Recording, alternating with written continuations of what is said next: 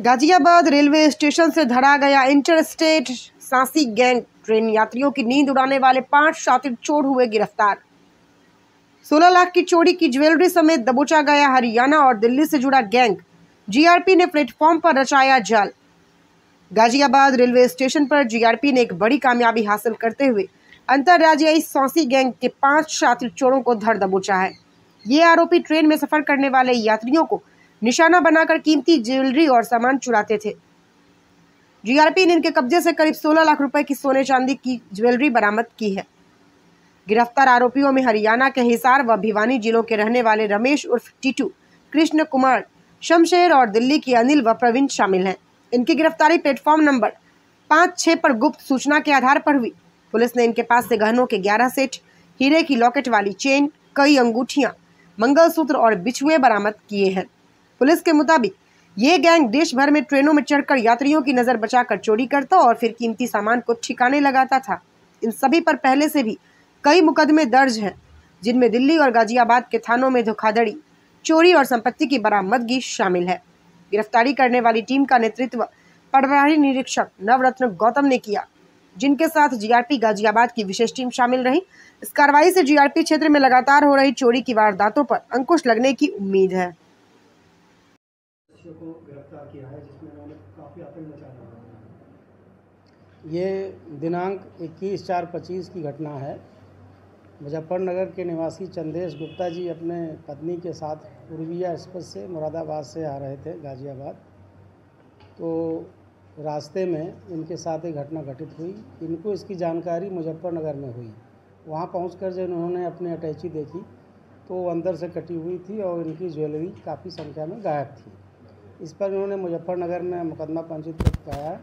चूँकि घटना स्थल गाजियाबाद का था, इसलिए मुकदमा यहाँ पर ट्रांसफ़र होकर के आया और यहाँ विवेचना शुरू हुई।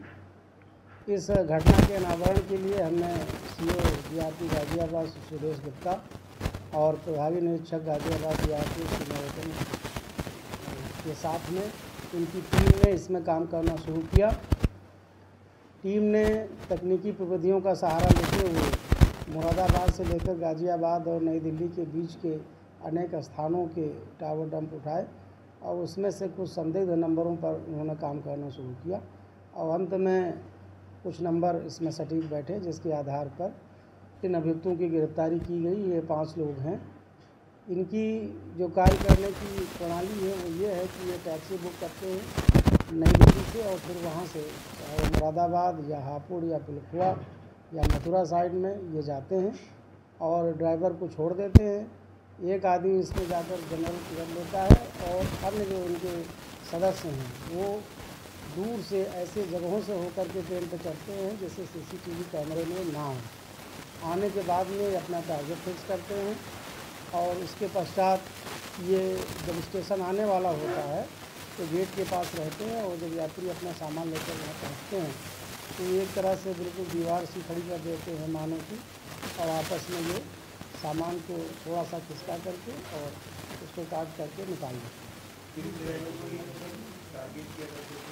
ये टारगेट देख लेते हैं किसके पास सामान है, कौन बड़ा सुरक्षित तरीके से उसको रखे हुए है। जैसे चंदेश गुप्ता जी अपने सामान को 2 सीटें भी दी थी, तो एक सीट पर दंपति बैठे हुए थे, एक सीट पर उनके 3-4 बैग और टैचियाँ रखी हुई थी। तो उसको उन्होंने सोच लिया कि इसमें कुछ न कुछ कीमती चीज़ें हैं जो उसको इतना सुरक्षित तरीके से रखे हुए हैं। इसमें 4 घटनाओं का आज अनावरण हो रहा है। एक घटना में जो चंदेश गुप्ता जी की थी उसमें लगभग 12 लाख रुपए की ज्वेलरी गई थी, वो 100% रिकवर हुई है। इसके अलावा 3 अन्य अभियोग जो इनके द्वारा पहले घटनाएं कारित की गई थी उससे संबंधित हैं, उनसे लगभग 4 लाख की ज्वेलरी बरामद हुई है। तो कुल 16 लाख रुपए की ज्वेलरी इनसे बरामद की गई है। ये अभी खपा नहीं पाए थे, ये तो अभी इनके पास मौजूद थी, ये इसको बेच नहीं पाए थे और इसका पता लगाया जा रहा है कि ये माल कहाँ बेचते थे। अभी तो हम लोगों ने पूरी तरीके से इनके पास से बरामद कर ली है। ये 4 लोग, 2 इसमें हिसार के हैं, 2 भिवानी के हैं और एक सुल्तानपुरी नई दिल्ली का है।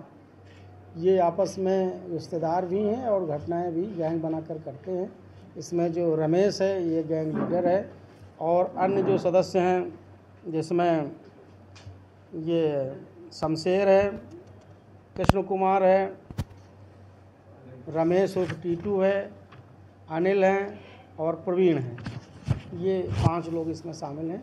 इनको कल गिरफ्तार किया गया है और आज इनको जेल भेजा जा रहा है। हाँ, पहले भी इन पे अपराधी मुकदमे रहे हैं और अपराधों का हम अभी पता कर रहे हैं कि और कौन से अपराध हैं। कुछ लोगों के ऊपर पहले से मुकदमे हैं।